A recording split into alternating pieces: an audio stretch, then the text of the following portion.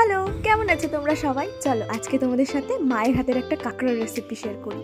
Recipe বলতে কাঁকড়া আলু দিয়ে ঝোল, খুব টেস্টি হয় খেতে আর খুব সিম্পলও রান্না করা।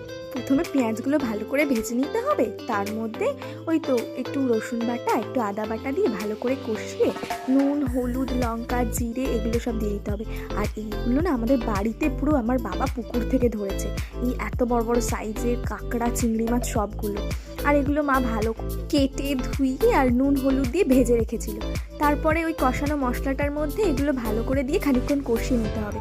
তারপরে এগুলো কষে গেলে উপর থেকে জল দিয়ে দিয়েছিল। তারপর এটা ভালো করে নেড়ে চেড়ে ঢাকা দিয়ে দিয়েছিল এগুলো সেদ্ধ হওয়ার জন্য। আর যেহেতু বাবা কাঁকড়া খায় না তাই বাবার জন্য পাশে মাছের তরকারি হচ্ছিল।